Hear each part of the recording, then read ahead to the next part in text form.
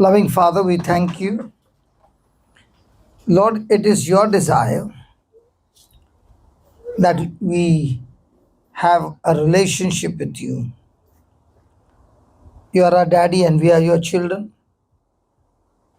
And it is always your desire that we experience your goodness every moment of our life.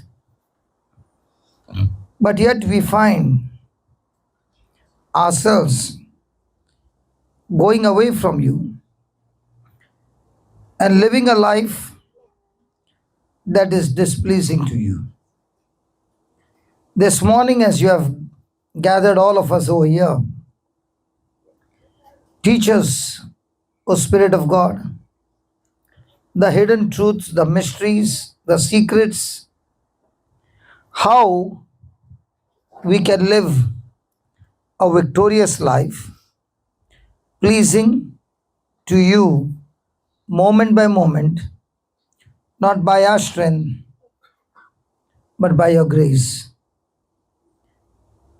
So take us through this journey, Almighty God,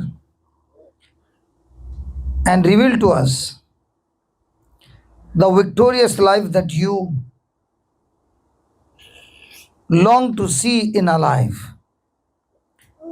This is your purpose, and this is your assignment for each one of us. So here we are in total surrender to you, willing to be attentive to hear your word and apply the word in our life, not by our strength, but by your divine grace. Teach us the true Christian life. In Jesus' name we pray.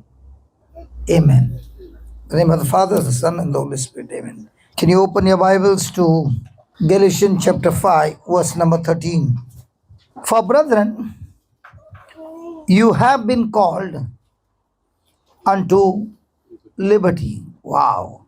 Only use not liberty for an occasion to the flesh, but by love serve one another. For all the law is fulfilled in one word, even in this, thou shalt love your neighbor as thyself. But if you bite and devour one another, take heed that you be not consumed one of another. This I say then, walk in the Spirit, and you shall not fulfill the lust of the flesh. For the flesh lusteth against the Spirit, and the Spirit against the flesh. And these are contrary the one to another, so that you cannot do the things that you would. But if you be led of the Spirit, you are not under the law. This is the word of the Lord. So the first thing he says, brethren, you have been called unto liberty. Jesus has come to give us liberty. Do we like liberty? Do we like freedom? But what if that freedom, which looks like freedom, gets into a deception? Let's take an example of Adam and Eve. They were in the Garden of Eden, right? Had God created everything good? Yes. Did he say everything is good? And he gave them the freedom, the liberty. And not only that, gave them power and authority to rule over this Garden of Eden. Praise God. Did they have the freedom? Yes. But there was one thing that God said. The whole garden is yours. One tree is mine. Is it a good deal? Who is the owner? God. He gives his property, everything, to Adam and Eve. Does he give it out of love? Yes. So, out of love, he gave everything and he said, everything is yours. Be fruitful, multiply, replenish, subdue, and even have dominion over all things. But this one tree, which has the fruit of knowledge of good and evil, you shall not eat the fruit of it, because the day you eat it, you will surely die. Now, has God given them the freedom? Yes. Do they have a huge garden? All fruit bearing plants, everything provided in abundance. How many fruit trees would you like to have if you and your spouse are both in the whole garden? Is it more and more and more than abundance? Come on. Were they having a great time? Now they had a choice, they had a freedom, they had to do, they had everything. And all that Satan did was to deceive their freedom by telling a lie and saying, if you eat this fruit, you will become like God. Has God given us the freedom? Had God given them the freedom? Don't you ever have this thing in your mind? What if that tree was not there? All the trouble would have never happened. Come on, yes or no? Then why did God keep that tree? If it was not there, Adam would have never had committed sin. He would have never committed sin. So why did God keep that? I had this question. God, you loved us so much. Why did you keep that tree? Does God love us? Don't you ever think why he kept that tree? Let me give an example. Married? Good. Children? Good. So here is a lady who is married and they both, husband and wife, are staying in UK. She's staying in Haynes and her husband for work purpose is in Swindon. Possible? Possible? Okay. They both are going to work and they are going to work for what? To give their children a better future. So are they both sacrificing? Do they both love each other? Now, can it be possible that in an office there are other men also working and the other men are more handsome than a husband? Possible? They can be more attractive? Yes.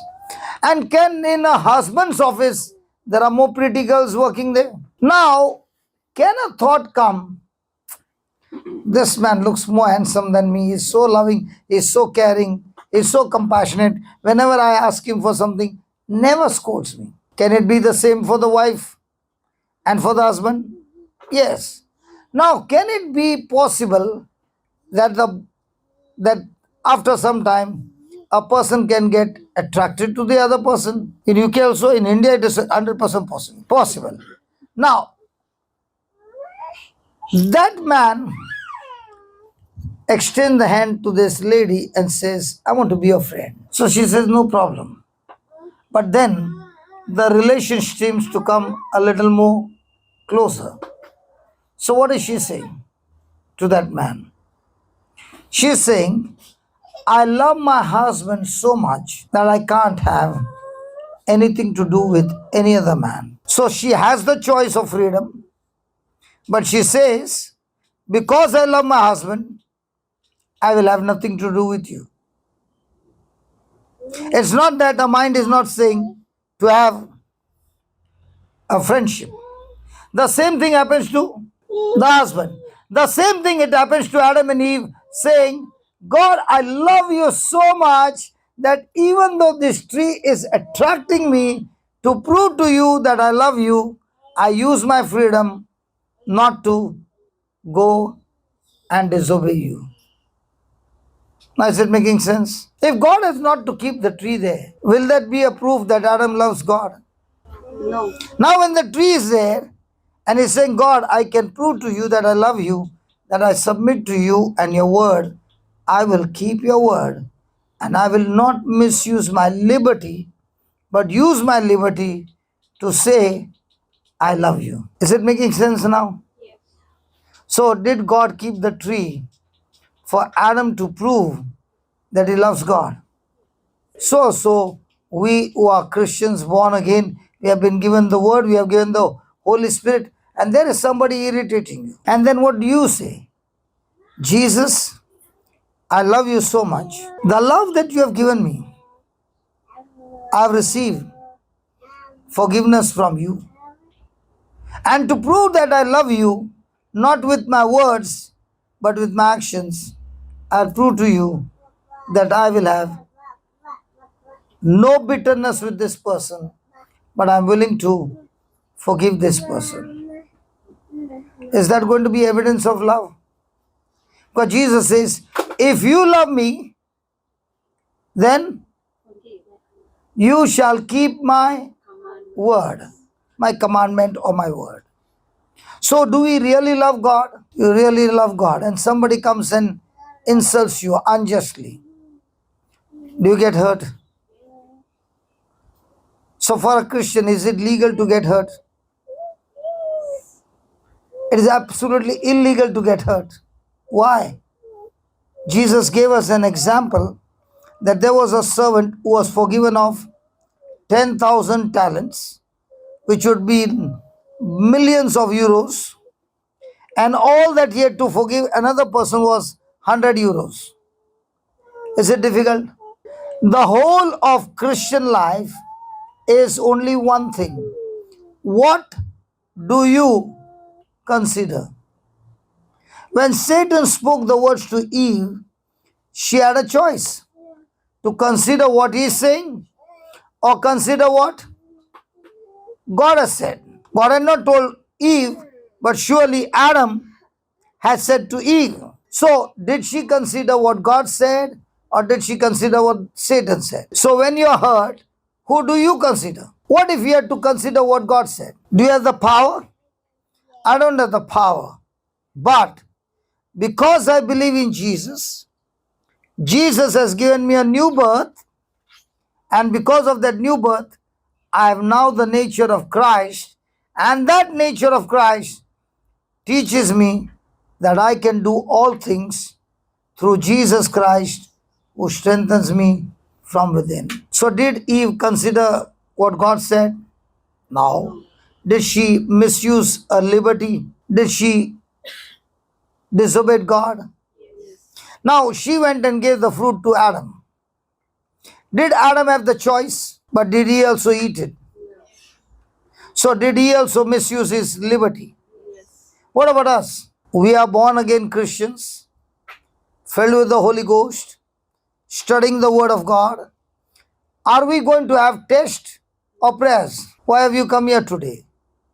To get healed, to get blessed, to get delivered, or to learn how to pass the test? Hey, come on, come on, come on, come on. And if you have come to learn how to pass the test, you become a skilled Christian who takes every battle into victory. So the same person sitting here can be considering, I'm going to be blessed because I attended this service. Another person will say, I attended 20 retreats and I never got blessed. And the third one will say, I've never come for any of the teachings, but I heard one teaching on the YouTube and I began to practice it. And you know what? My whole life has gone changed. Why?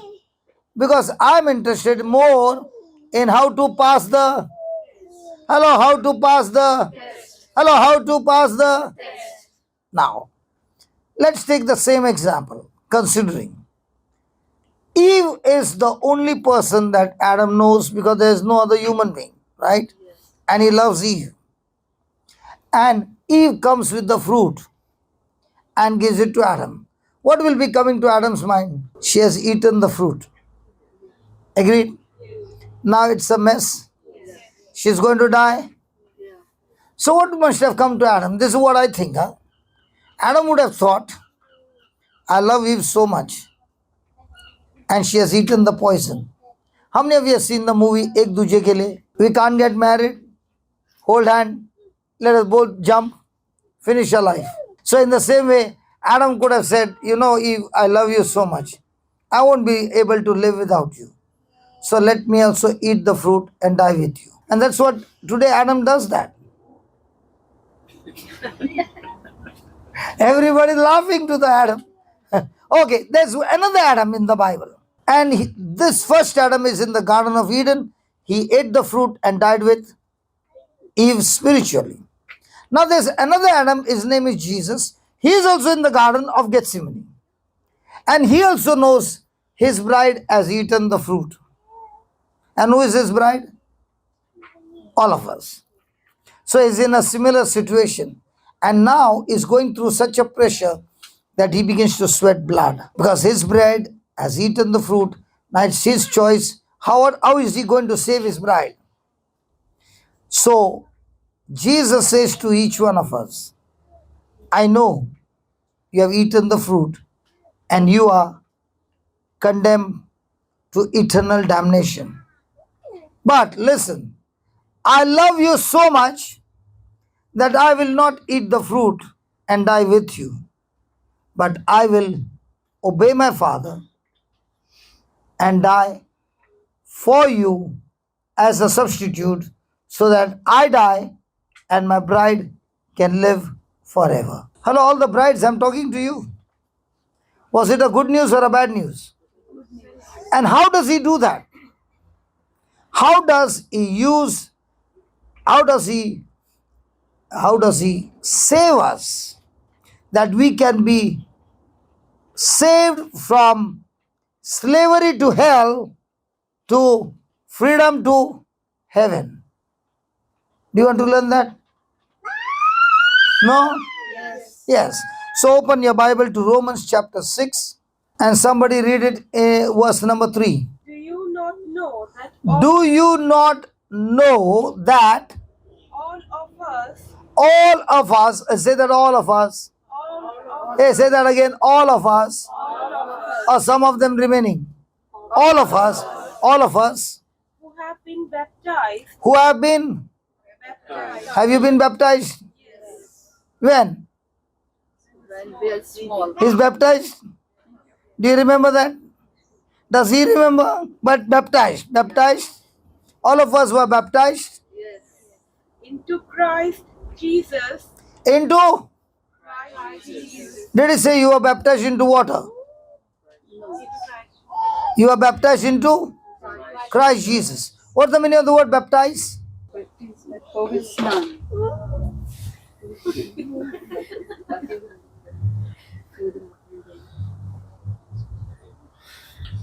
Even I come and translate for you. Is that okay? What is baptized? Manzila. We studied in your house. Have you seen a rose plant? One plant in the other grafted. Have you seen? Hello, have you seen? Have you seen fruit bearing plant grafted? Are they two or they have become one? So whose job is to suck the moisture? The one with the root. Who is supposed to receive the sap? The one who is stuck on the main branch, main tree. So the main tree with the root will suck the nutrition, supply the sap, and the branch is the one who will use the sap to produce the fruit. So, do you not know that you and I are baptized in Christ Jesus? Are you in union with Christ or all alone? Do you not know that all of us Do you not know that all of us who have been baptized into Christ Jesus were baptized into his death? were baptized into his death. So when Jesus died, and we were in union with him, did we also die? That's why he's asking you, do you not know? Then, after that, We were buried, therefore, we were buried buried, therefore, with him with him by baptism by baptism into death. into death. So, were you buried with him? Yes. Have you been to the Holy Land? No. What about you? No. What about you? No. What about you? ले गोवा में कोई Holi land ही नहीं गया. You didn't go to Holy Land? But have you been to UK?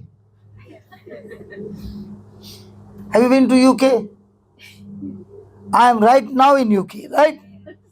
In the same way, he is asking you, do you not know when Jesus died, you died with him? And where did Jesus die? Do you not know when he was buried, you were buried with him in baptism? So where was Jesus buried? Jerusalem. Do you not know that God raised him from the dead? From where? Dead. Where? Jerusalem. Do you not know you are with him? Yeah. So were you in Jerusalem? Okay, let's put it this way. When Adam and Eve got married, they were two. Did they get children? Where were the children before they came physical? They were inside them. So just as we were inside Adam, and whatever action Adam did affected us, and we who were perfect, holy, spiritually perfect in all our ways, now Adam's disobedience caused infection called sin, and we became sin nature or rebel against God. Let's put it this way. Did Jesus come to forgive you of your sins? Yes. So now Jesus forgives you of all your sins.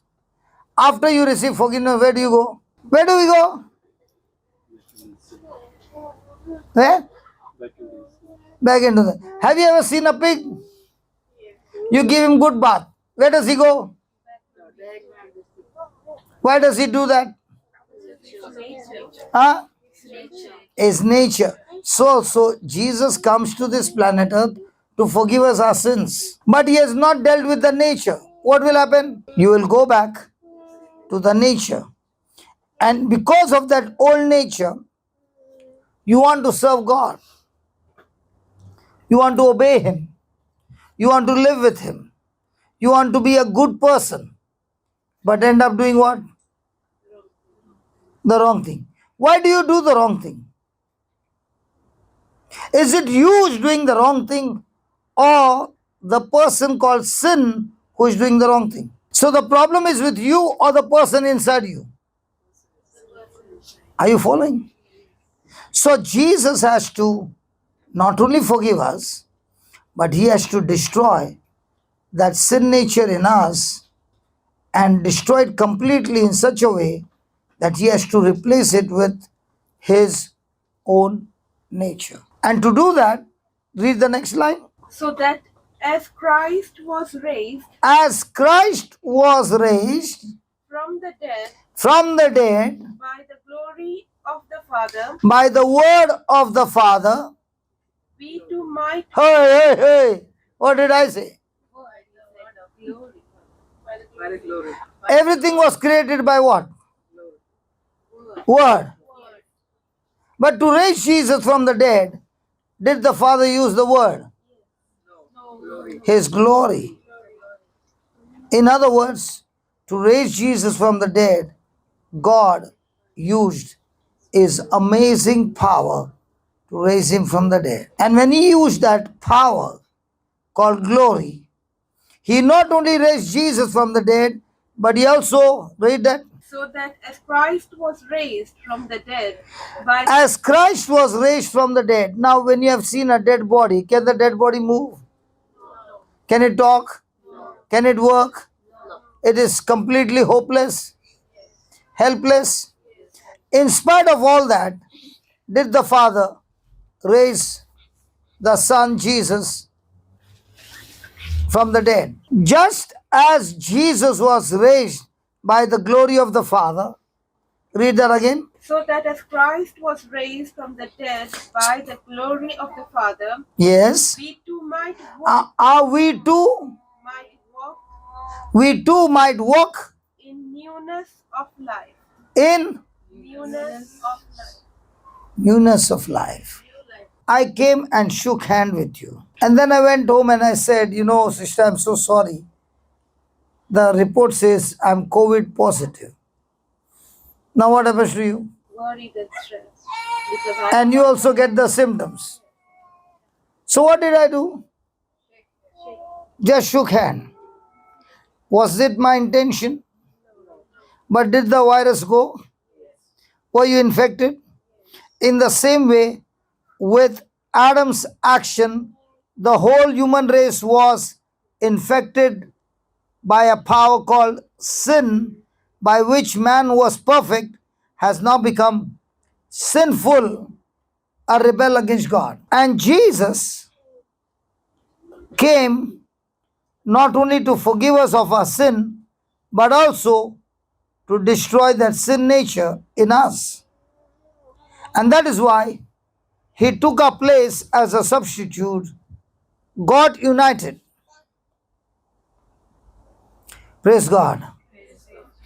If I keep a finger here and somebody comes and hits on that finger, will it hurt me? Why? Because it's my finger. But if I keep your finger there and I tell them, hit it, and the person hits, will I get the pain? Why not? Now, is the Bible saying a man and a woman, when they get married, they are one flesh? So how does it look? The husband takes the wife's finger and hits it. Who gets the pain? Why? Because he has still not believed that they two are one flesh. Is the Bible saying they are one flesh? This happened to me in UK. I came to learn, I learned a good lesson in UK. The last time I took a flight from here to Northern Ireland, and I had 2 bags, and they said only 1 bag. I said they both are together 23. They said no, only 1 bag. You take 1 bag, other bag out. So I'm an Indian now. So I went out, wrapped it, brought it, and gave it to her. I said 1 bag. She started laughing. Did it get on the aircraft?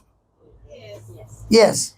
Now, when I went to Dubai, I had to open my bag. So what did I do? I took a scissor and cut it, and now it became. Is the husband and wife like that? 2 bags tied with a rope. Has anybody ever put milk in the coffee? Yes. Now, after you went to Dubai, can you separate? Why not? And what about the husband and wife? Mixed together. Just as tea and sugar, they mix together. In the same way, God is saying, my son and you in union have become one. So when he died, what happened to you? You also died with him. And the virus called sin, which was in you, he took it upon you and qualified to die, because only a person who sin can die. A person without sin can never die. So he took your sin and died in your place, your death, not his own death. He was buried because of sin. But then, because he had committed no sin, God raised him from the dead.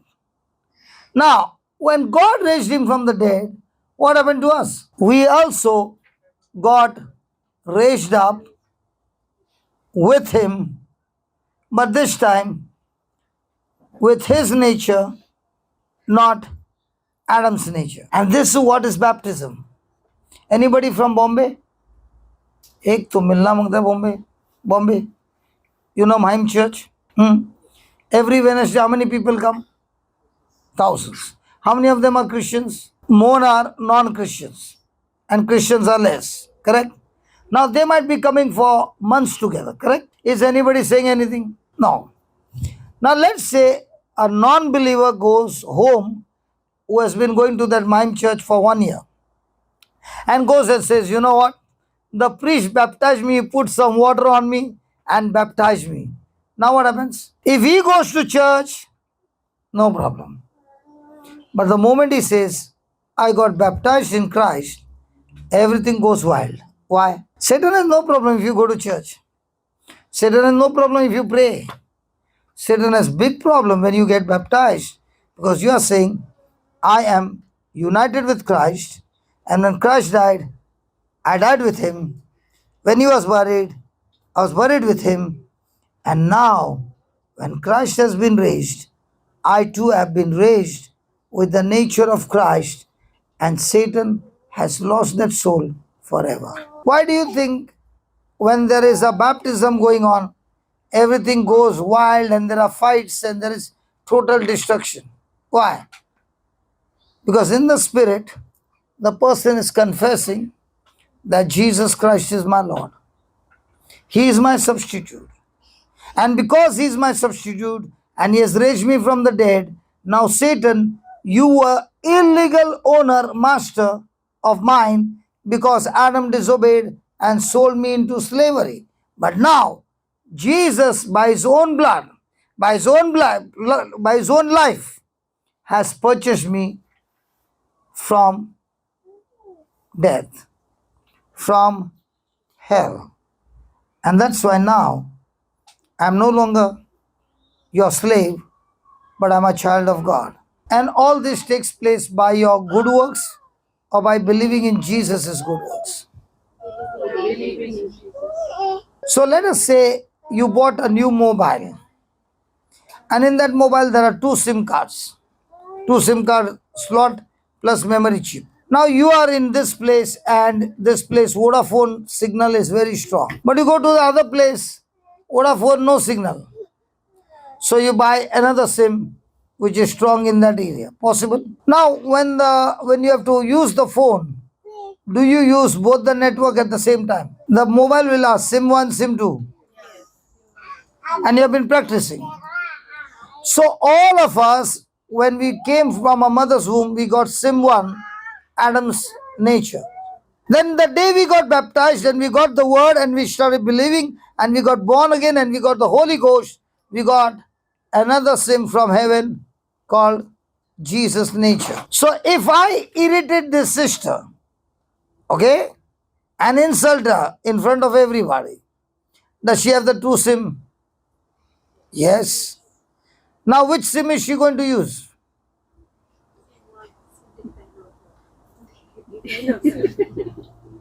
I'm asking you which SIM she's going to use. She has got the freedom to use any of the SIM. Which SIM will she use to connect? SIM 1, SIM 2. So she has been given the liberty. But did she use SIM 2 to connect heaven, or did she use SIM 1 to connect hell? Can you ask your neighbor all the time which SIM do you use? Ask her, don't worry, even if the baby is there, ask her. It's so good, mother is asking son. Son is saying, Mom, you know, no? Hallelujah. Hallelujah. Under pressure, which SIM do we use? And as long as you're using one, are you living in liberty or are you in bondage? Bondage. So how many inner healing will you need? You don't need inner healing. When God looks at you, in one word he says, you are forgiven and all legal documents against you is destroyed. You want to see that? Okay, I know that. Colossians 2, verse number 13. When you were dead When you were dead in your sins, in your... So when a person is in sin, he is what? Dead or alive? Dead. Spiritually is dead. When you were dead in your sin, and in the uncircumcision of your sinful nature, so there was the sinful nature in us which we received from Adam when we were born from our mother's womb. Then that God made you alive with God made you. When you are dead in sin, God made you alive. So when you got baptized, Christ was raised from the dead. What happened to you? You too were made alive with Christ. and He forgave us all our sins. Sorry?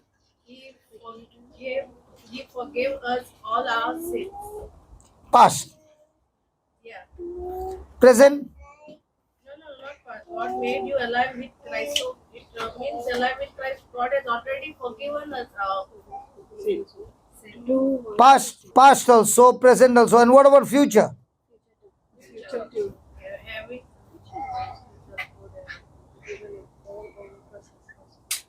Future? already done. Praise God. So we got license to go and commit more sin. Praise the Lord. Hallelujah. Not for the sin. Has He forgiven you of your past, present, and future? Yes. Yes. Okay. So now, do we have legally we can go and commit sin now? Anyway, He's forgiven. Now, if your nature has changed by believing in Christ and you got the nature of Christ, can you sin now? Manzila, you're looking surprised. Yes and no, both you're saying. Now you're confusing me. Yeah. Test comes, in our life. Test will definitely come. Then, can we commit sin now? Christ is no. No? Christ live in me. Good. Get a camera, we'll get a photo. So you don't commit sin every day.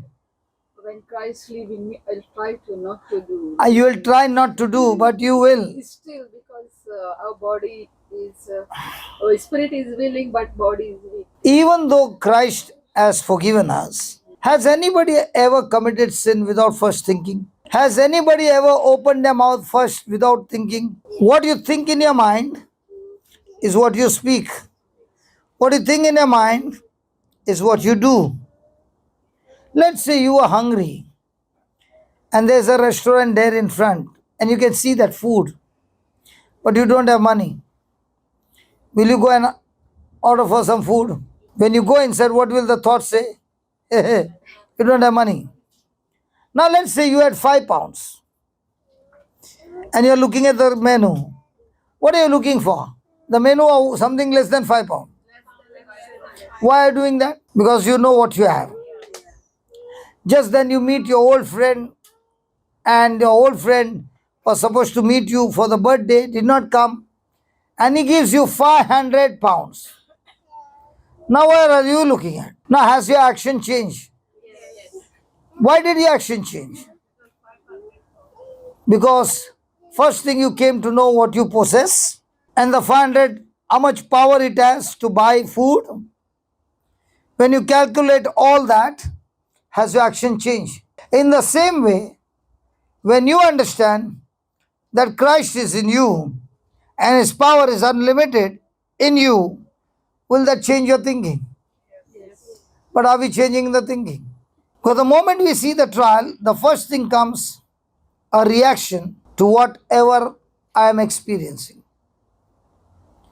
So a Christian life is a life of reaction or response. So if God says that I made you alive in Christ and your flesh nature which was there has been removed from you and He has given you Christ's nature. And not only that, He has forgiven you of all your sins. Now can there be condemnation when you have been forgiven? Can there be guilt? Why? Because I have been forgiven. Do I deserve it? But yet God loves me. Has He forgiven me? And look at the next line. Colossians 2:14. Having cancelled the written code with its resolutions that was against us So when a person has done a crime, is it reported to the police? Is a record made against you? And in that record, all the details are written. So is there a demand for you to be arrested, to be punished? Now that legal document which was against you, the Bible says Jesus has cancelled it for you. You people are so cool, man. I don't think so. You have done some crime against heaven. I had done so much. And when I read that, I said, oh my God, every record against me is cancelled, not only of the past, the present, and even the future has already been cancelled for me. Having cancelled the written court with its resolution that was against us That was against us, and that stood opposed to us. and that stood opposing us, or that was hostile against us. He took it away. Jesus took it. Jesus, Jesus took it away, Nailing it to the cross. nailing it to the. Cross. Now, do you need inner healing or inner faith? No faith. So, how many inner healing do you need? Do you need the faith to believe what the Bible says, or do you need to keep on saying, God, I need inner healing? Faith believe in the word. So, in the eyes of God, has He forgiven you? Yes. Has He justified you? Yes. Has He declared you clean? Yes. Has He declared you free? Yes. But what about you? Have you changed your thinking to what God said? And if you believe in what God said, now what will you say? I got Adam's nature or Christ's nature? So when you got Christ's nature, how are you going to see things? Okay, let me put it this way. I got red glasses. Which color? How will you look? How come you put red curtains? And what about blue glasses? And what about green glasses?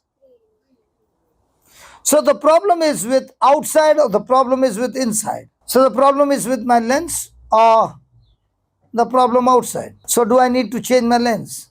Yes. So do I need to put Jesus lens Yes. or go around with Adam lens?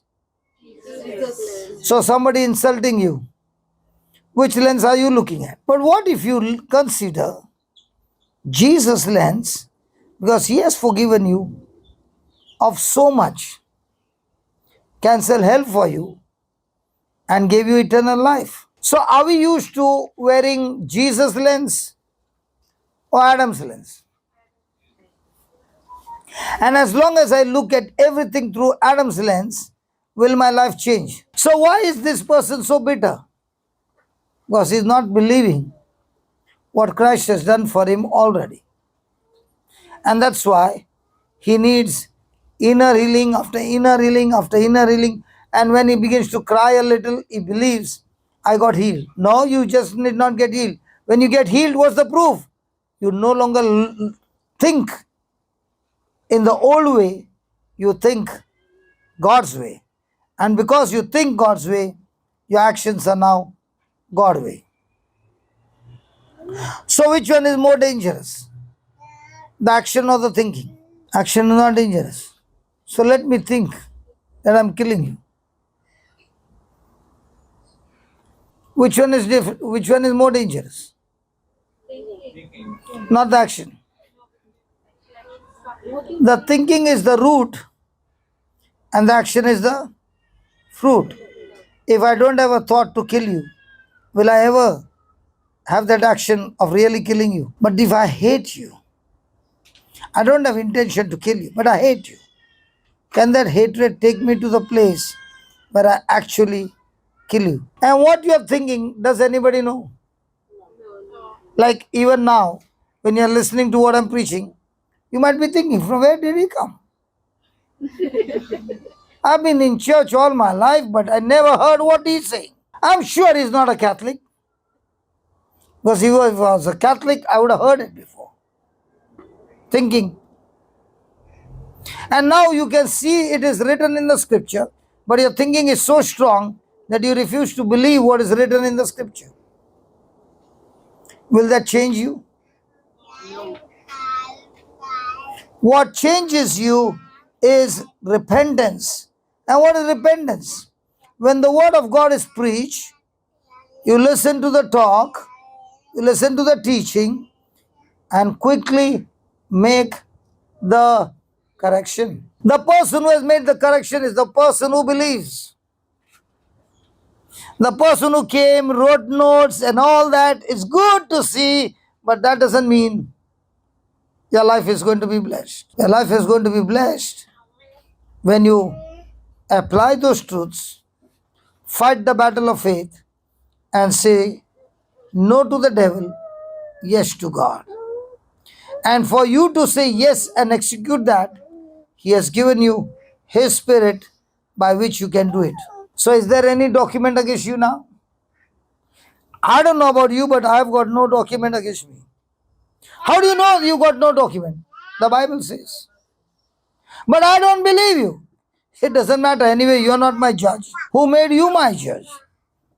My judge said, I'm free. Even in your eyes, I'm not free. That doesn't concern me because I am free. Because the one who created me has said, I'm free. So who are you hearing?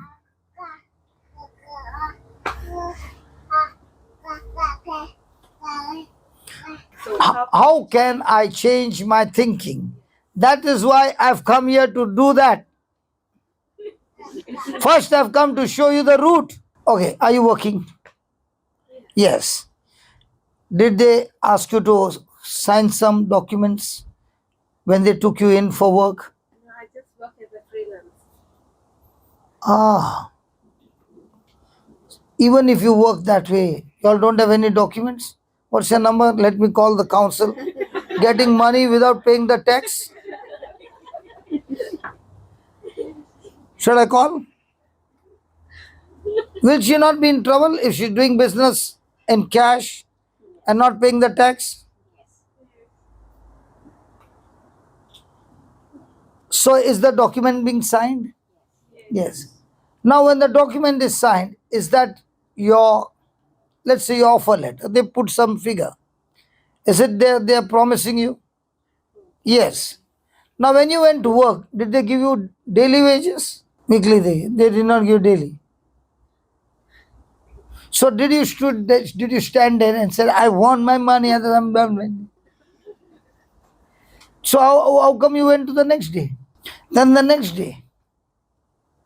And if you were in India, you would go out after 1 month. Why do you go to work then? Stay paid. Because you know in your thinking, after my duration is over, they will pay me. That thinking. And if that thinking is not there, every day fighting. So you can think regarding the company. Why can't you think regarding God's word? System is the same. The difference is God's word is perfect in all its way. A person can promise you and the last moment ditch you. But God cannot do that. So have you understood up till here that you are now a new person? Okay, how did you become a new person? Let me explain to you. Did Angel Gabriel come and talk to Mother Mary Yes. that you will have a child? Did she say, I have no relationship with any man? Yes. How can it be possible that I can have a child because I have no relationship with any person? Now, did the angel Gabriel explain to her that the power of the Most High will come and overshadow you? And the word that I have spoken to you, that word shall be made flesh by the Spirit of the Most High. So the angel Gabriel came and gave her the word from heaven, and she said, I'm willing to agree. Only when she said, I'm willing to agree, the Spirit of God came upon her, the Spirit of the Most High, fertilized that seed, got sprouted, began to grow. 9 months later, Jesus was born. Now, what's the difference between me, us, and Jesus? We were born of the sperm of a husband, and Jesus is born of the Spirit of God. Are you following? Yes. Now, there came a time, just like Angel Gabriel, somebody came into your life and spoke to you about Jesus. And you said, how is it possible? And the person began to show you the scriptures, what Jesus did for you, and how you can receive Him by faith. And you made a choice, okay, I'm willing to believe. Hold on, how can you believe when there's no physical evidence? You began to say, because it's given in the Bible, I choose to believe. The moment you believed, the unseen, the Spirit of God came and gave you a new birth where your carnal nature got crucified on the cross and Christ's nature got implanted inside of you, and that's how you are born again in Christ Jesus. Did you follow up till here? Now you got dual sim. One is the old nature, and the other one is Christ nature. Praise God. How much is the mother saying to the Baba? Shh, quiet. What is the Baba saying? You do what you want, but I'll do what I want. What's this nature? My nature. I want to do what I want. Mama, shh. No, I want to do what I want. Which sim is he using? He came from that mother's womb. With which sim? The old nature. When that same person is preached the gospel, and that's why Romans 1:16 says, I am not ashamed of the gospel of Christ. Why? Because it is the power of God for everyone who believes. So what does the gospel of Christ does? Gives you the power called grace, first mercy, then grace, and then the Holy Ghost, by which you get born again with the nature of Christ.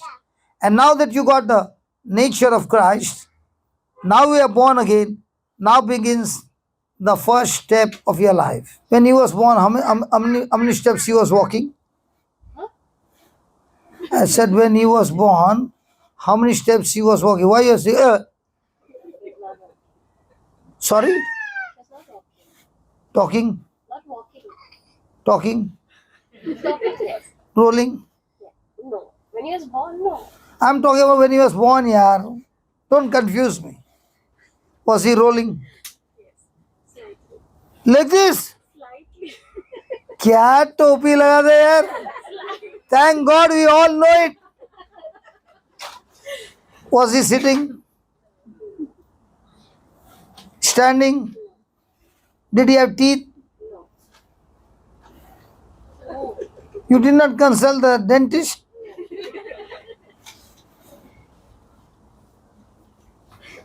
But she knows. If I feed my baby with milk every day in 3 hours or 2.5 hours, my baby will grow. In the same way, when we are born again by the Spirit of God, do we thirst for the pure spiritual milk called the Word of God? How many times did you give him milk? When he would cry. What a shameless mother, waiting for the baby to cry. Once breakfast, lunch, and dinner. Then, Every 2 hours. 2 hours. and what would he do?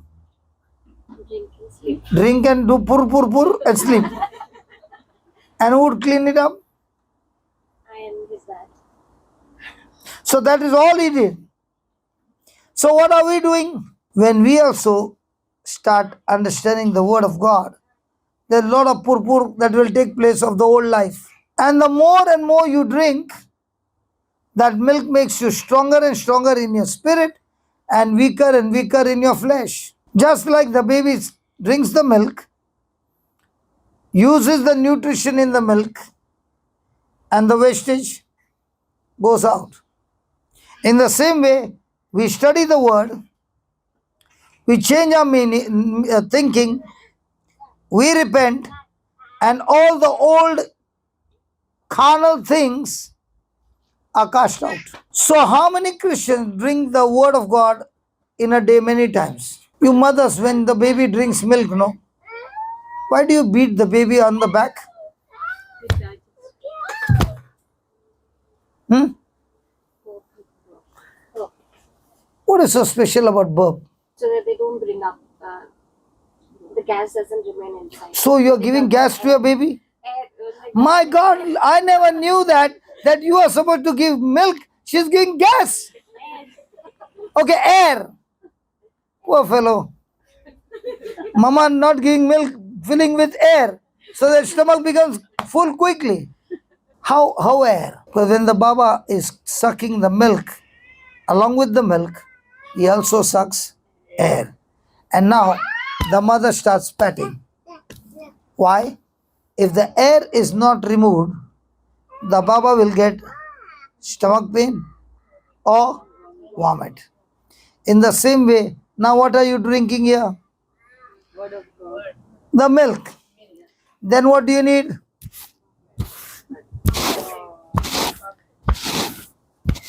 Burp. Now once there is a burp, are you sure the milk will remain? What if there is no burp? It will come out. Now when we finish this teaching and we stop for lunch, I'll be standing at the gate and asking each one, what did you learn? Ah, ah, ah, ah. So what's the meaning? No burp. Any milk inside? So is that baby going to grow? How many more years that baby will go from one place to another place to another place, another place? No burp, no growth. Nah, yeah, he's speaking in tongues. See? Hallelujah. Thank you, Jesus. Jesus. Is there a relationship with the mother and the child when the baby is drinking the milk? Deep relationship. Okay, can the baby be eyes closed and still drinking? Can the hand go and touch the mama like this? What about the child who is sitting with the Bible and sucking the word from the Bible? The Bible is the father's breast giving you milk of heaven, and you and I, the baby, sucking that milk, taking the burp, digesting that milk, and now the Spirit of God makes you understand the truth, and the truth shall make you free. Now I can see teeth. I can see teeth. Which dentist did you go to? Is it real or teeth set? Real.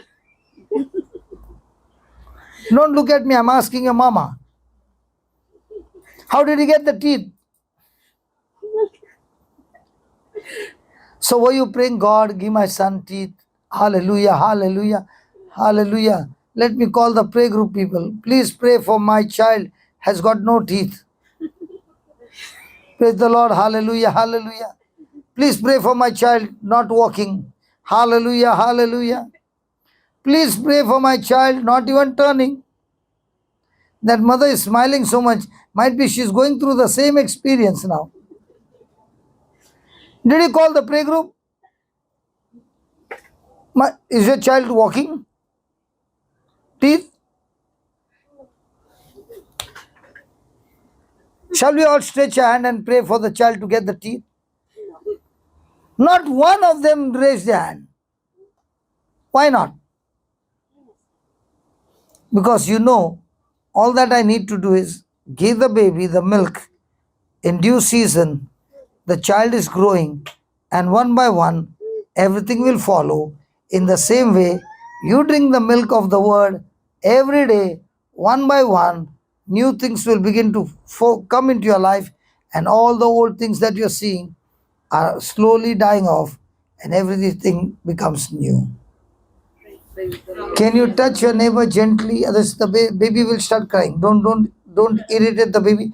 Gently and say, drink the milk every day, many number of times. Every day. She wants to say, you're not even telling her. Praise God. So are you supposed to drink the milk or pray more? Drink the milk. And what are you doing? Pray. Let's have a test. You and the other mother. Today whole day you are going to keep the baby hungry and we'll all pray. You also pray. What does the baby need? Milk. Is it given in the Bible? Yes. 1 Peter chapter 2 verse 2. Like newborn babies. Like Newborn babies. but are you believing like you are a newborn baby? Like newborn babies, Cup pure spiritual milk. what? Crave for Pure spiritual milk. Known for the pure spiritual milk. Now, are you craving for pure spiritual milk or are you craving for healing?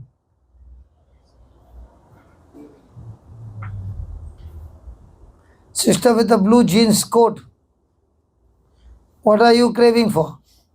Healing or milk? Tell me the honest. झूठ बोलेगा कौवा काटेगा. Milk or healing? So last night you drank some milk. Before that, I'm not talking about the real milk. I drank before preaching. That was not milk, that was buttermilk. And now they will say, now I understand why he gets so much of inspiration. He comes and tells the people, give him a glass of milk. No. Is it given in your Bible? Crave for pure spiritual milk that you may. Grow up in your salvation. So how do you grow? How do you become mature? By drinking milk. Mom is giving milk or Horlicks? You're a Bush boy, Bonvita boy, Horlicks boy. Huh? Just tea. But our time it was there? yeah. Hallelujah. So do we also drink milk on a regular interval in a day? So who are the ones who will grow very strong, healthy and matured? The ones who drink milk weekly, Every day. every day, or in a day multiple times. Multiple times.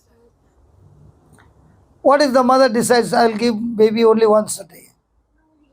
How will the baby be? For how many years we never drank the milk? And now that you're born again, that also we drink the milk Sunday to Sunday. And even on that Sunday, father is explaining something and you are looking like this. And father is wondering, this lady is very, very attentive to my son. And then after the mass, he stops the lady and says, you're the only person whose eyes are fixed on me. Can you tell me what did you hear today? You know, father, today guests are coming to my house. And I was thinking at that time, cock, cock, cock, cock, cock. Amen. Amen. Oh. Oof, oof. Oof, oof. I was thinking to go to the market and buy which one of them. Possible? Huh? Possible or has it happened? So were you drinking the milk? The one who drinks the milk at regular interval and overdo drinking the milk, his thinking will change by default. Okay, let me give you an example. You came to my house and I said, sister, just give me 10 minutes. I'll just finish this movie, then I'll talk to you. And I'm watching a movie. It's a comedy movie. Okay, there's a lady who's going to the washroom and she's washing clothes in that movie. And she's saying, hallelujah, thank you, Jesus. Lord, I want to touch you. I want to shake hand with you. Praise the Lord. Hallelujah. And the water is going into that. What do you say, gutter? The water goes no sink, okay. And as she's saying hallelujah, hallelujah, with eyes closed, the lid opens.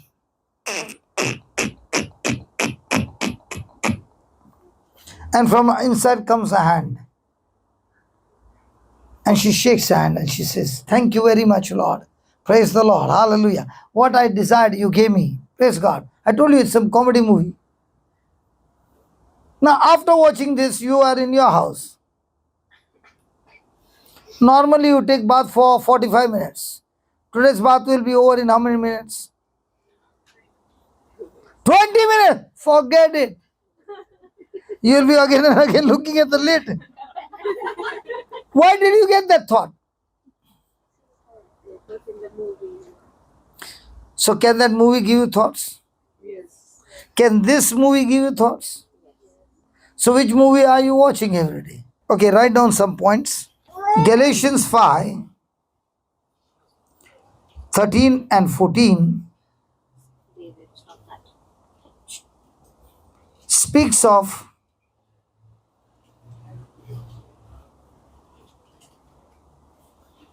a spirit-filled or spirit-controlled life. Spirit-controlled life.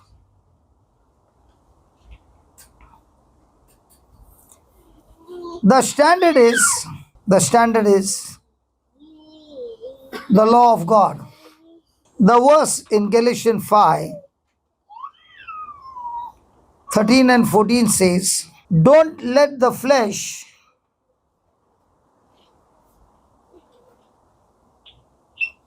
have its hold on you,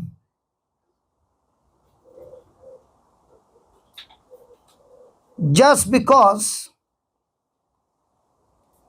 you are called to liberty. If you want to know,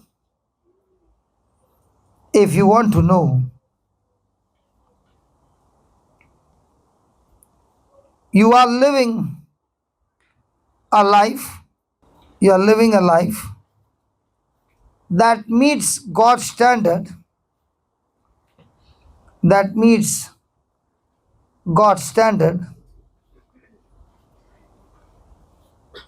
then ask yourself,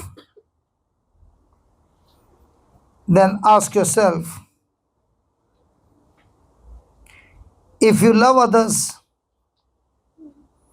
as you love yourself, what do you think would be your answer? Do you love others as you love yourself? God's standard is that you love others as you love yourself. Now, in one day, God has given us the liberty. We have been risen, we have been given the new spirit, the nature of Christ. Now, in this liberty that we have been given, in a day, how much time do you spend thinking about your benefits? Nobody. Praise God. Real Christian, man. Thank you, Jesus. Hallelujah. How much time do you spend your liberty to be a blessing to others? Praise God. Fantastic. How many times do you want to serve God absolutely freely, all the time thinking, how can your life be a benefit to others throughout the day? Has anybody ever spent at least 1 hour thinking about your own benefits? Never. Praise God. So on whose standard are you living? God's standard? Your standard? I was once upon a time a selfish person. all the time thinking about, I'm a businessman, all the time thinking about my profits, how much can I benefit. Then the Lord touched me, and the Word of God began my life, and I don't know when God changed the very attitude. He changed the whole focus. I hated to hold a book in my hand because I love the machine. But God gave me a textbook and said, you shall learn it, live it, and share it with others. And what's the salary? We fixed, right? 5,000 pounds. Now don't look here and there. And she's not even looking at me. आने के पहले, brother, where are you? Hello, we are all waiting. After I'm saying 5,000. So is it the money or is it the love? So whose standard are we living? God's standard or selfish standard? And here he's saying, if you ask yourself, if you love others as you love yourself, when you are in trouble, do you want somebody to come and help you get out of trouble?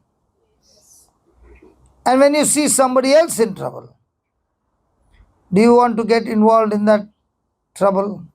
Because see, when you get involved in that trouble, you will also get into trouble.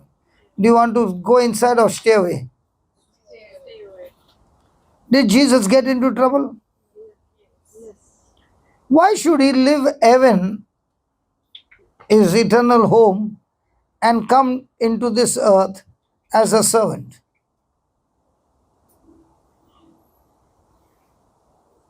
Why should he leave the glory and come as man and get punished and beaten up and insulted and spat on by his creation? Does he need all that? Then why did he do that? To save us, to be because he loves us and to save us. So have you received his love? Yes. So with that love, are you also going out? And that's what is liberty. God has set each one of us free from the carnal nature and given to us Christ's nature. And he's saying, if you love me, then you will keep my word. And if you keep my word, then you will no longer be a selfish person, but a self-crucified person. Where your desire from now on is not yours. Your desire is, how can I be a blessing to somebody else? I'd gone on Saturday to Slough. No, Sunday. And I met a lady there. Did not get much time to talk. And I left to the next church in Swindon on the same day. At night time, I got a message. She said, last time when I met you, my loved one was suffering from cancer. I was looking out for you during the break that I wanted to tell you that in November you had come, but now in July, there's no trace of cancer. Now, I'm not giving you just a testimony. There are so many like this.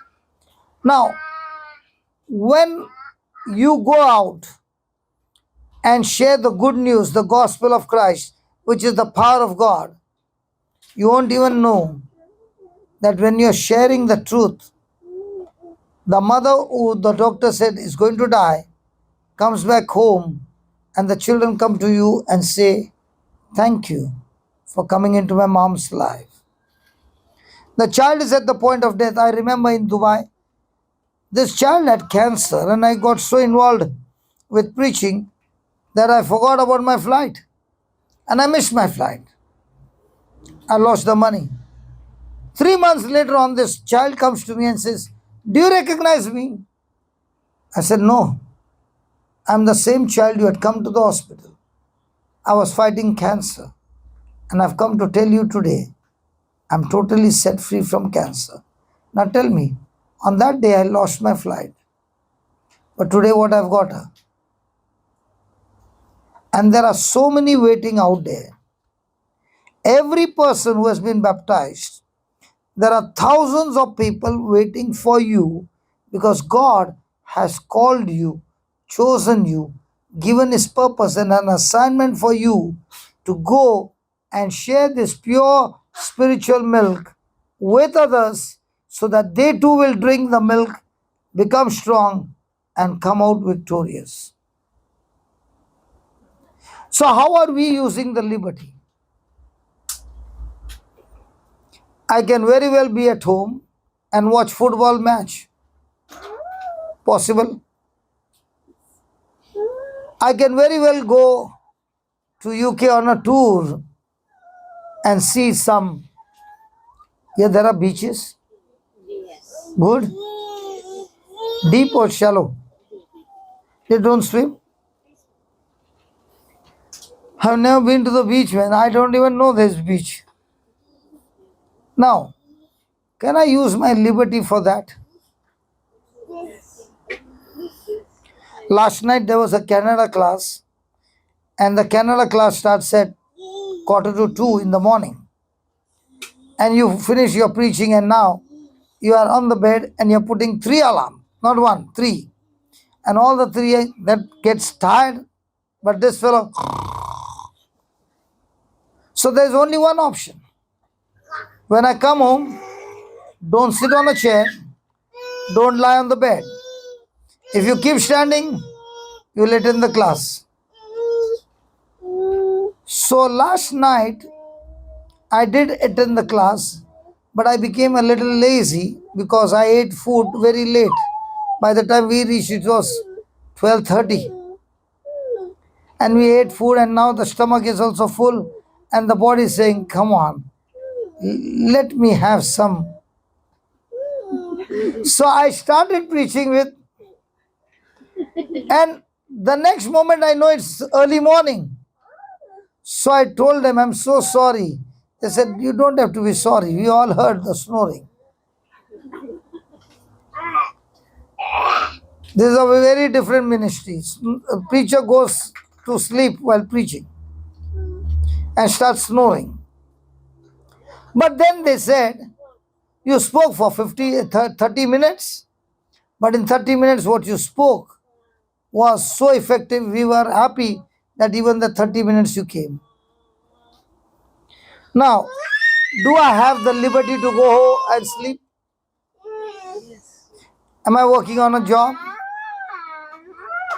Am I on a salary? So do I have every right to go and sleep? But how am I using my liberty? Because I know one thing. When I'm speaking the truth, the word of God, you are listening, and now when this goes on live on the YouTube, there'll be somebody somewhere listening, and their lives are changing. The 24 hours that God has given us, how do you use your 24 hours? There's a choice.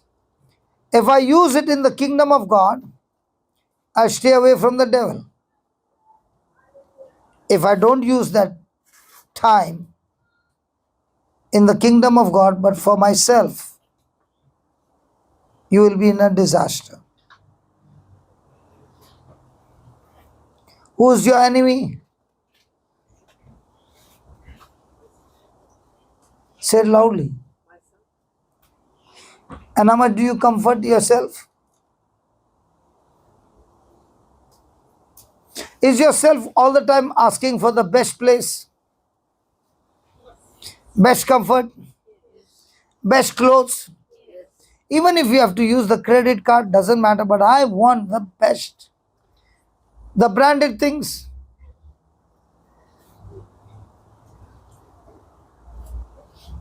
So what is yourself doing?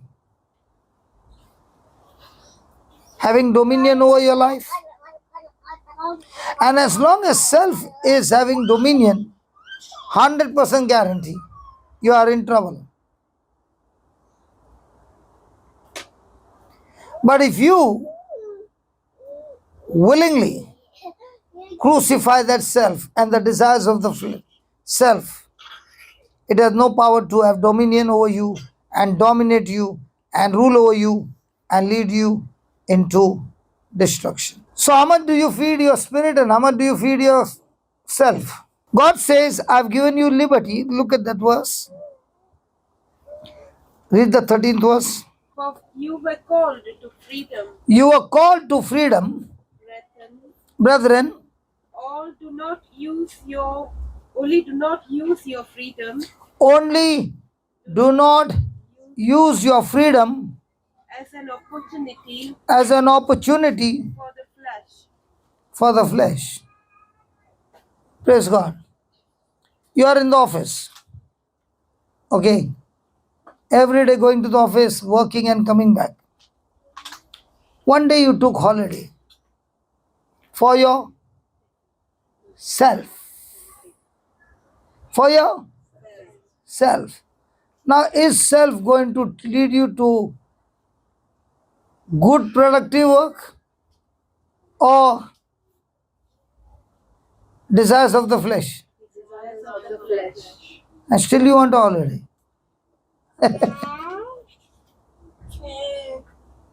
Now, where are you using your liberty?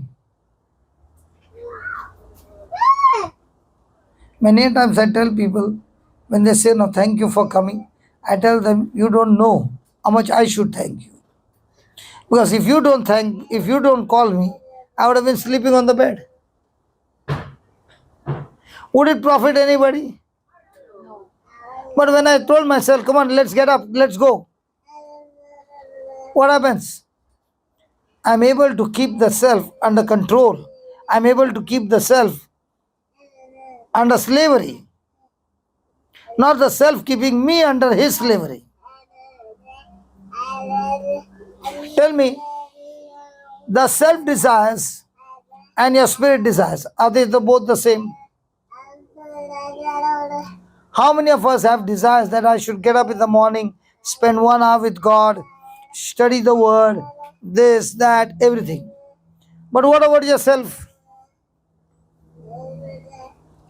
When you're sitting to study, at once he will remind you of the washing machine. And then you'll go to the machine and you'll come back again, you will sit. Remind you of something else. But how come it doesn't remind you when you are watching your favorite program?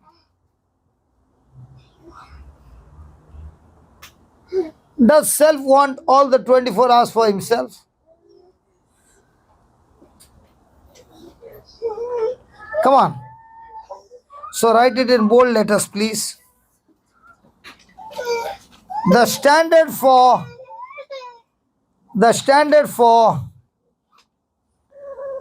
the spirit controlled life, the standard for the spirit controlled life is the law. And the measurement of this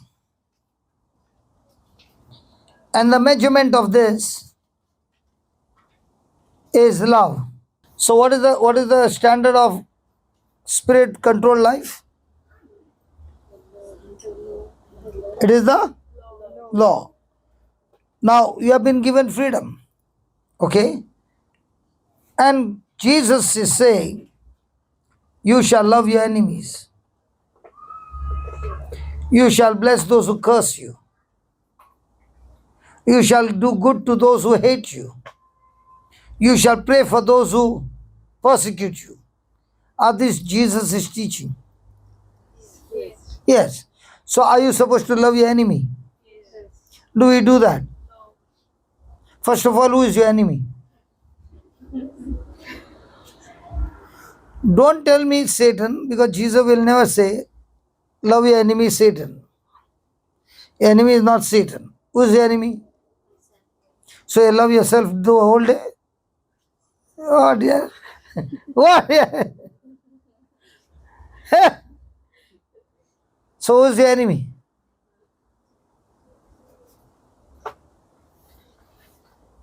If you don't know who is the enemy, how will you love your enemy? The lies of this world. Do you know who is your enemy? The one who hurts you the most. Is there anybody who hurts you the most? Who?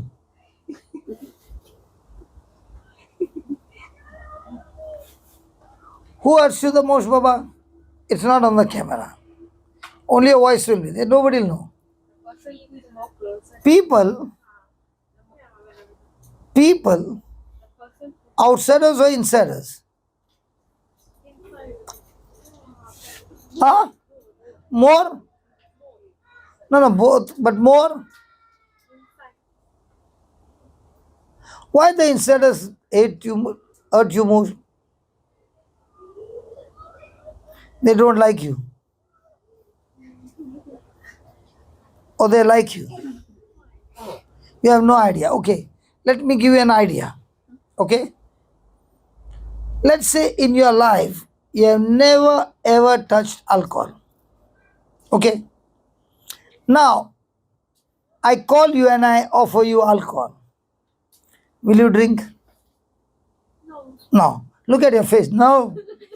With that face only I can know how much you hate alcohol. Okay. But what if you had been caught before and you have got little to drink? Now when I offer you, will you take the glass? Why now you are taking the glass? Why not before?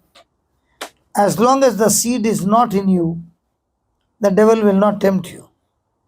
When the seed is in you, he knows that's the seed where she will fall again and again. Do you feel like robbing a bank? Yes? My God! You feel like robbing a bank?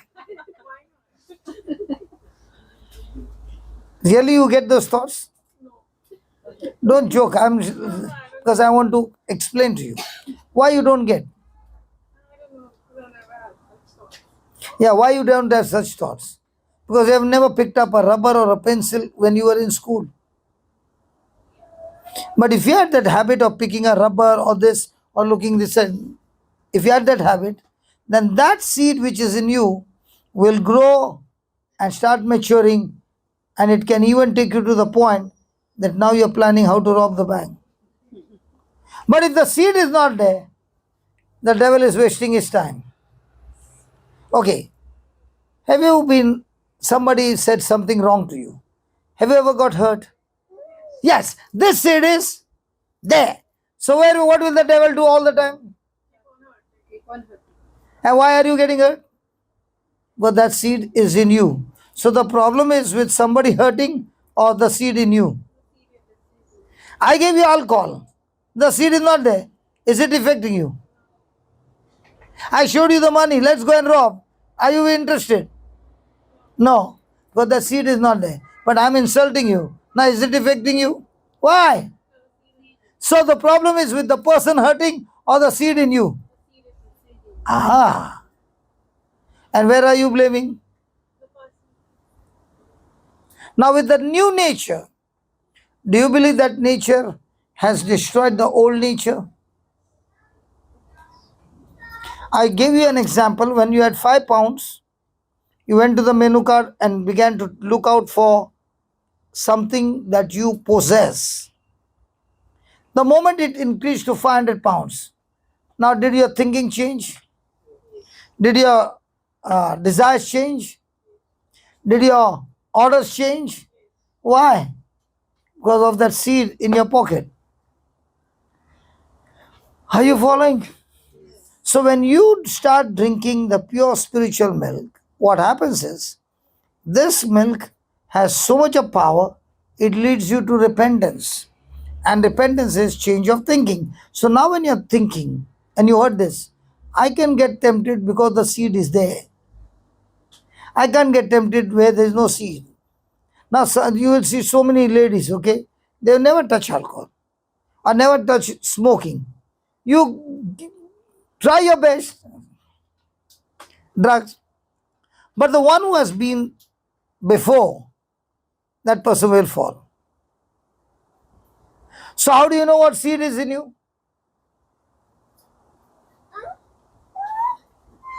If you are hurt, that seed was already there. Now, this hurt has only put little water and manure. Now, what is happening to the hurt? Growing. Now, let's say Jesus, was he insulted, abused, beaten up, rejected, all that? Did he get hurt?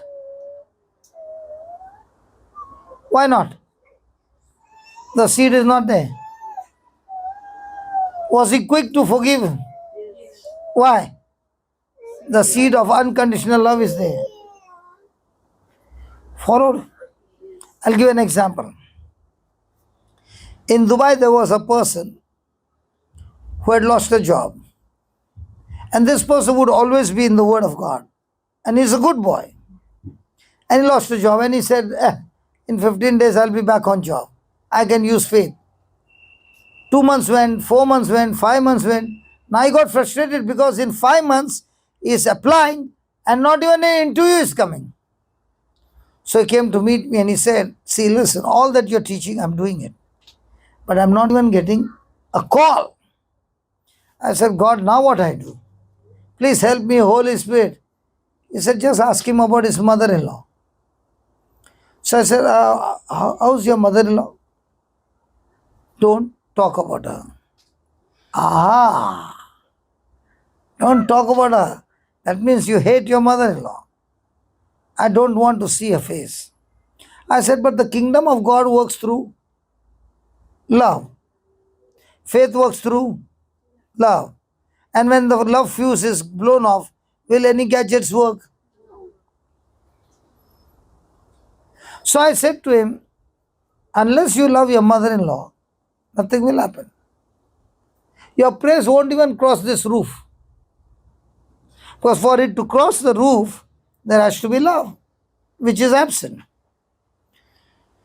So he said, I want a job. I said, if you want a job, you got to love her. He said, I don't feel like loving her. I said, love is not a feeling, love is a decision. So I said, will you do one favor? Go and take a calling card, put it on the internet, and call your mother-in-law and talk to her. He said, that's not possible, brother. I said, that is possible if you make a decision. And I gave him the scripture, love your enemies.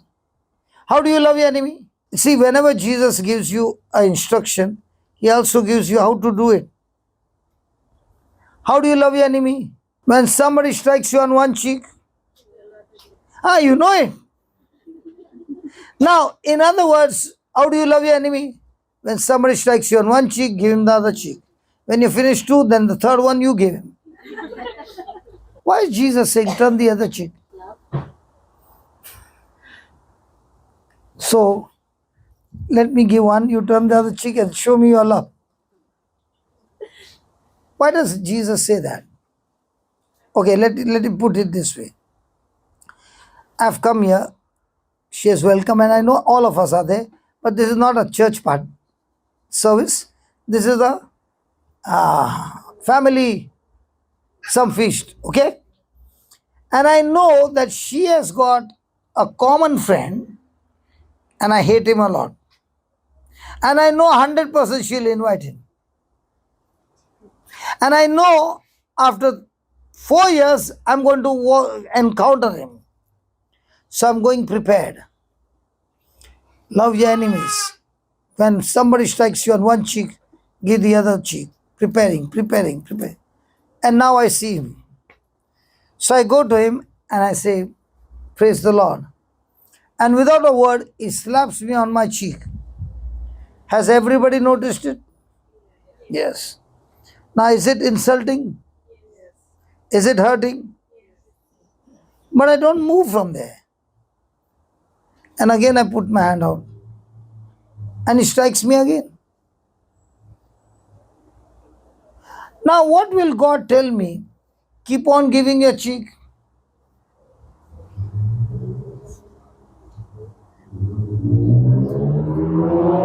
Why does Jesus want our chicks to become chubby chicks?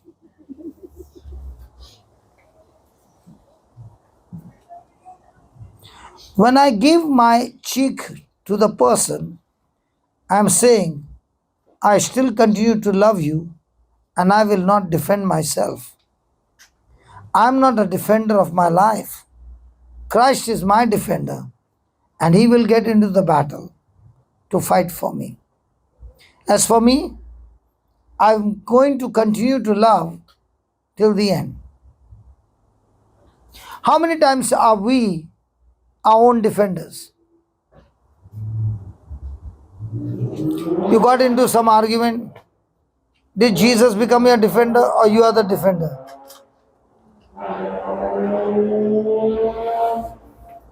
Ah, ah, ah. Now who is the defender? Can it happen at home? Can it happen at home? Ah, ah, ah. And there is an accusation. Do you keep your mouth shut or do you want to justify? How many times have you won the battle by justifying? And who comes back hurt? Now, did you give Jesus a chance to fight the battle for you? What did you say, Jesus? Please move, Jesus. I can handle him this time. You just move, Jesus. No, child, keep your mouth shut. No, Jesus. Enough is enough. Chodega nahi. And how did you come back? Bruised. Did you follow his instruction? Did Jesus follow his father's instruction? Did he retaliate? Did he fight back? So did he come as a lion or a lamb? And who are you in the world? And especially at home. And do you think by being a lion you will win the match? How many matches you have already lost?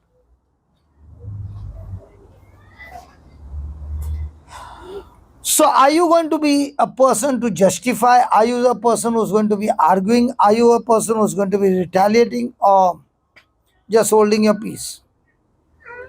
Let's take an example. Not married, no? Finally you got one. Not married, no? Now she goes home to tell her mother that she's a example, huh? Don't take it seriously. She goes home and tells her mother, Mother, I'm pregnant. Or the mother asks her, Baby, nowadays you look very chubby and nice, fluffy. And how come your stomach is coming in front? No, Mama, I'm pregnant. Mama is going to ask her, How did this happen? The angel came, no?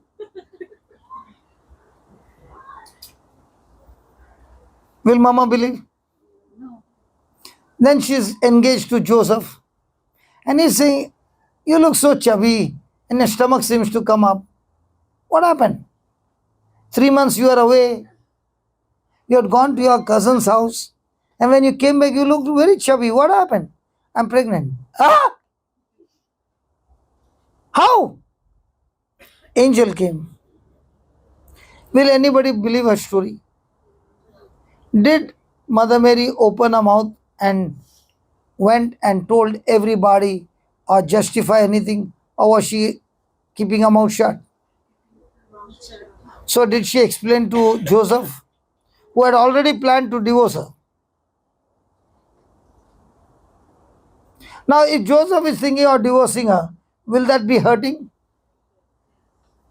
Did she go and tell Joseph, Listen, Joseph, please don't leave me. If you divorce me, they will stone me to death. Did she say anything? Did she trust God? Did she say, He is my defender? If he started this ministry of me getting pregnant, then he has to finish it. Have you ever, when you had gone through unjust treatment, opened your mouth to justify your case? Now, many will say, you mean to say I have to keep my mouth shut? I'm not saying. The Lord is saying, when somebody slapped you on one cheek, give the other one. Now, did Joseph fight his battle when he was falsely accused? In the Old Testament, he was accused that he had come to physically assault or physically relationship with the Potiphar's wife. Did he agree with her? No. Did she falsely accuse him? Yes. Did he open his mouth? Was he put in the prison? Did he open his mouth?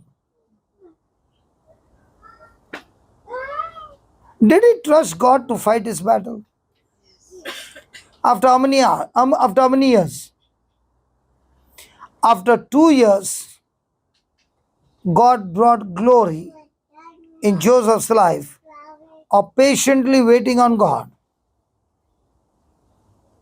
That the king had a dream and nobody could interpret the dream. And Joseph was called. And because he was full of love, in spite of the wrong things done to him, love gave him the victory and he was able to interpret the dream and give solution to the dream that the king made him a governor. In our life, when you do something wrong and you are punished, do you open your mouth? What do you say? Sorry. This time you did not do anything wrong and you are being punished. Will you open your mouth? So my question to you is, when you go through false accusation, insult, abuse, rejection, persecution, what is your response? Bitterness? Fighting the case? Justifying? Or handing over the case to God who judges righteously? Did God fight Joseph's battle? But did Joseph fight his battle? Was he quick to forgive? Quick to bless? Was he promoted to the highest position?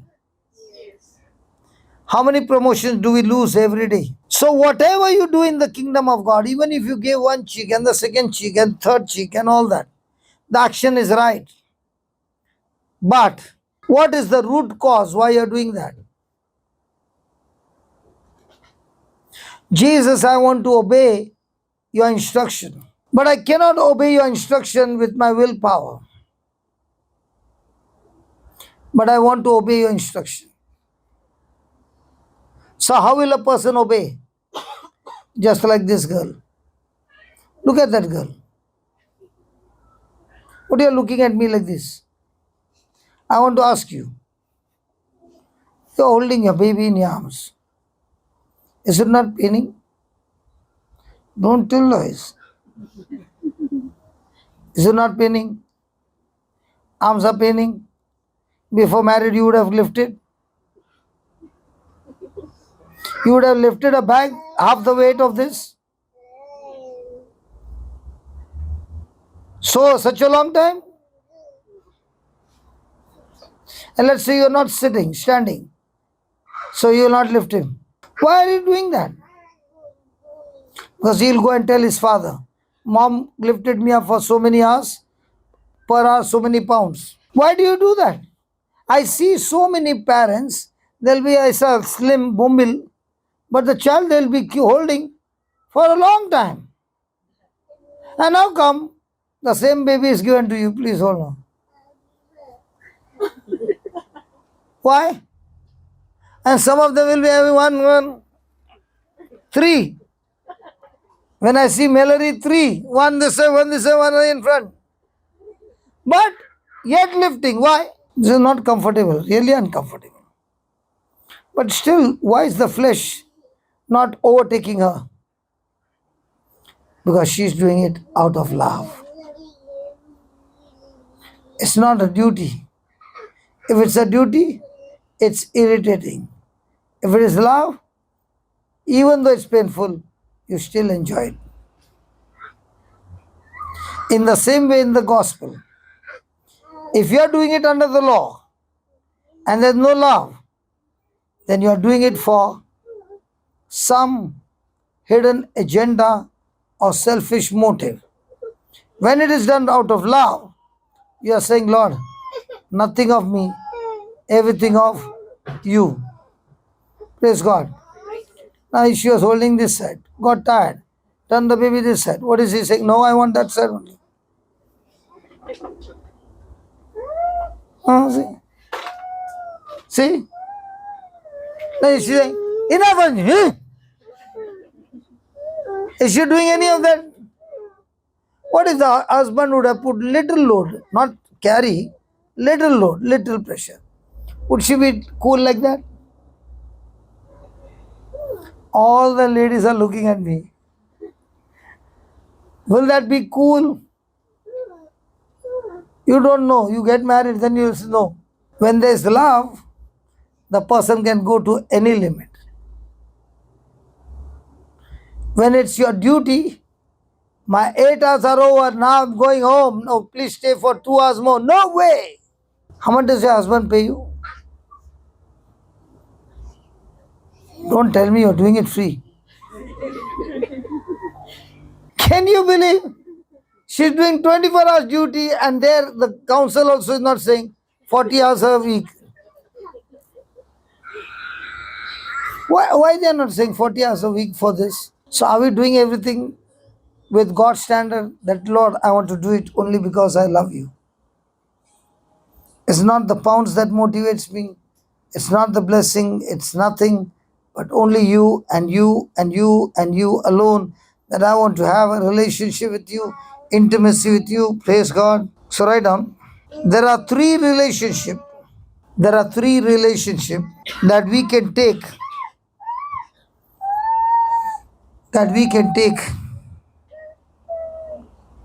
Towards the law of God. So, Father in heaven, we thank you, Lord. We are hungry and thirsty for you. It's not the healing that we have come for. Much more than the healing, we have come to have intimacy with you. Thank you, Father,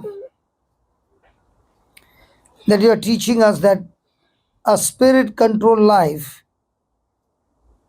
is possible to everyone who believes in you. Thank you for showing us through the scriptures that all things are possible to us who believe in you. Thank you. As you unfold the mysteries and the secrets, we thank you that our lives are going to be founded on a solid ground. Nothing broken, nothing missing in our life. Thank you, Father, for this. In the glorious and mighty name of Jesus. Amen